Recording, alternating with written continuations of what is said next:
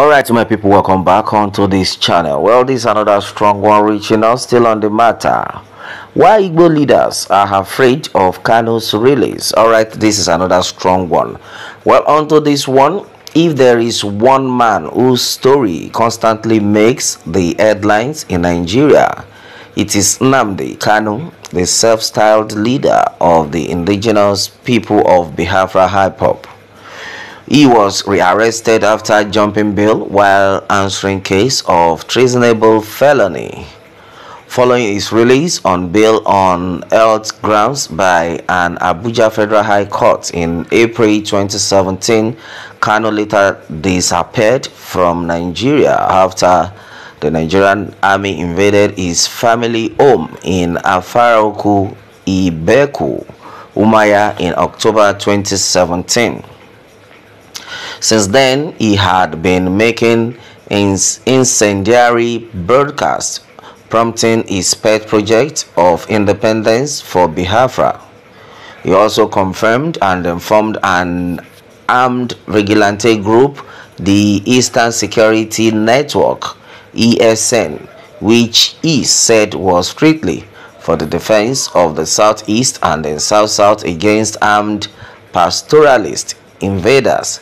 Kanu, whose original offense as charged was treasonable felony, may face more grievous charges over the attacks on security agents and institutions in the East by armed elements suspected to be acting under his command.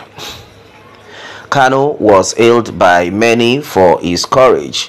A lot of Igbos could relate with his separatist agenda because they also feel aggrieved at the federal government's persistent marginalization of the Southeast and its people.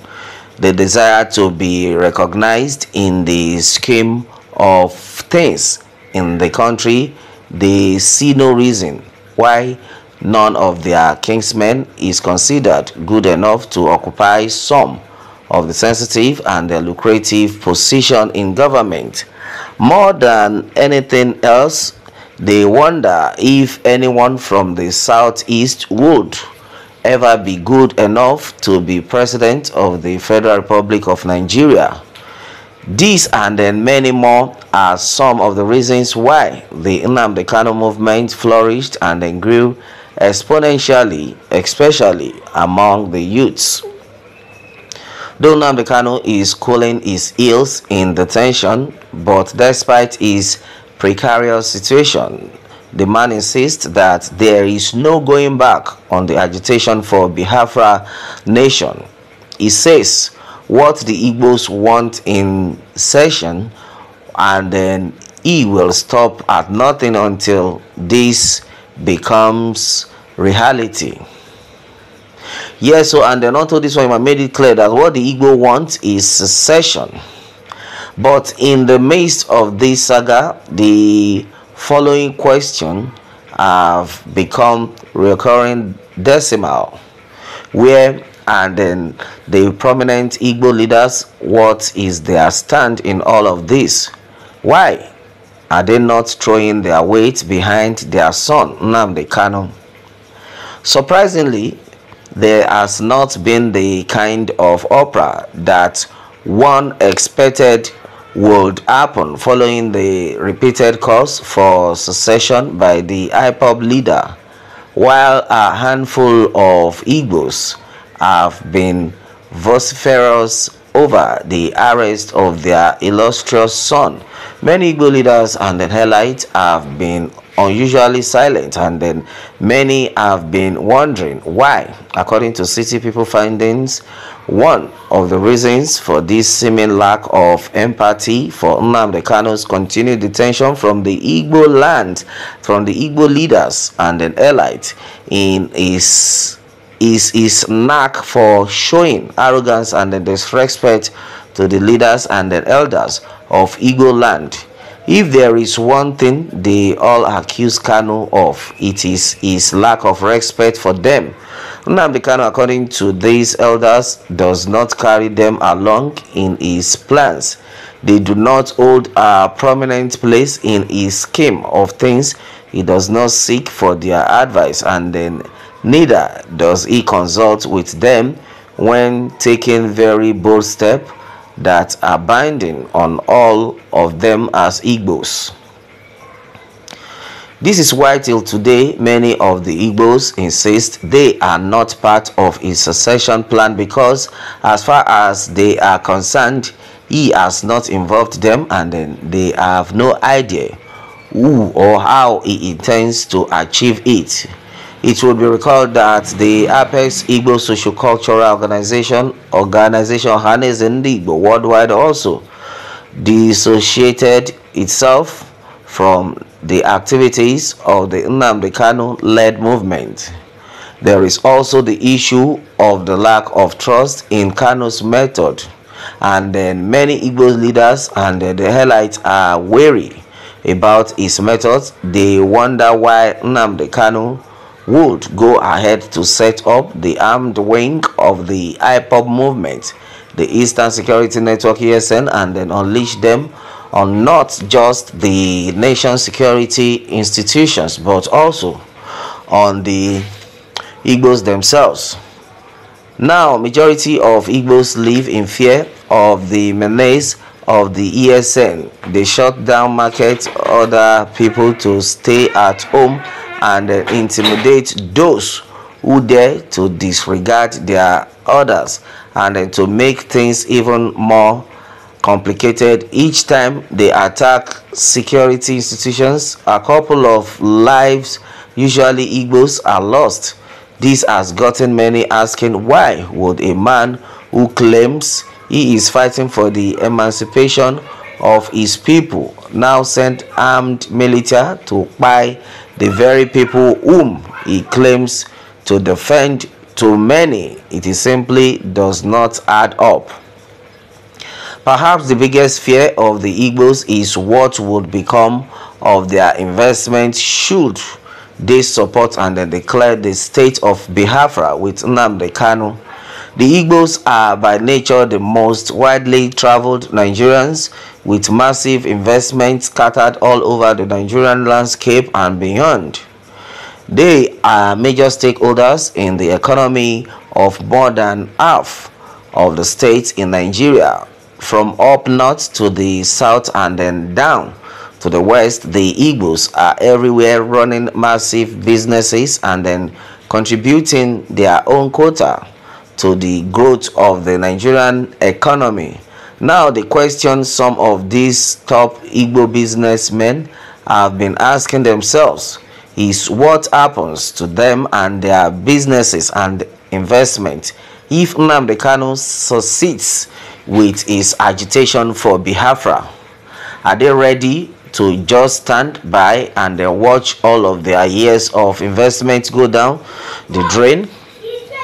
It doesn't look to be an attractive proposition. The fear of being witch hunted by government is also another reason why prominent Igbo leaders have been silent on the Nnamdi Kanu saga.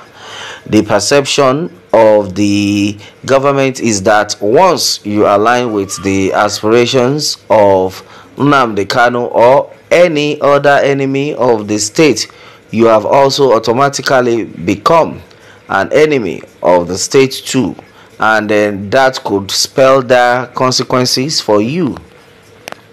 You could have your business overrun by the government, and then all of your investment could go up in smokes in just a matter of seconds.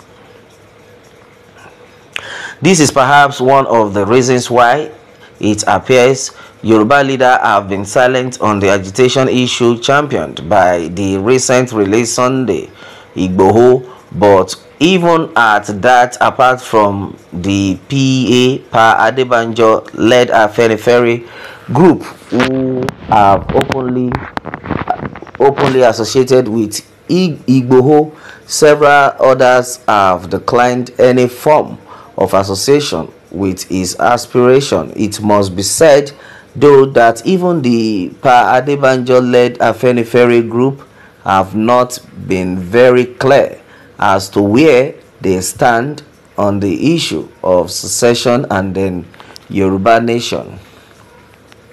No one in his right senses looks forward to going to war. Many Igbo leaders cannot see how the aspiration of Biafra would materialize without a war breaking out, or at the very least a minimal bloodshed. And then of course the majority of Igbos will do anything to avoid going on another coalition with the Nigerian military. The sordid memories of the last civil war that left millions of Igbos slaughtered years ago still haunt the elders who were already born and were very nearly consumed by the war back then. It is not one experience they would love to go through a second time in their lifetime. Nnamdi Kanu's trial has begun. The man appears to have lost his usual air of bravado. He looked a man subdued in court. Could it be that he also feels let down by his kinsmen for their lack of support and solidarity? As he's seen the handwriting on the wall and then fears he may be up against a mountain he may never be able to climb. Hopefully, with time, all of these questions will be answered. All right, exactly what is reaching us right now. On to this one: why Igbo leaders are afraid of Kanu'S release, and this is what is getting to us. I know a lot of people have a lot to say on to this one. Well, according to Algechi Madu, because whether they like it or not, at the God's appointed time, he will come out and then nothing will stop it. I only need to thank God for his life. Whether or not they are involved or not, at the appointed time, Kanu would be set free, and then these elders, leaders and so on will be the ones that would be scrambling to get appointment with him. What really have these our Igbo leaders and politicians achieved for Igbo land, by extension of Biafra? All right, and then exactly what is going on. A lot of comments keep coming in onto this, but what more can we say? Meanwhile, let me have your own take, my people, on this, and remember to subscribe for more updates if you are just joining us on this channel for the first time. All right, thanks and God bless.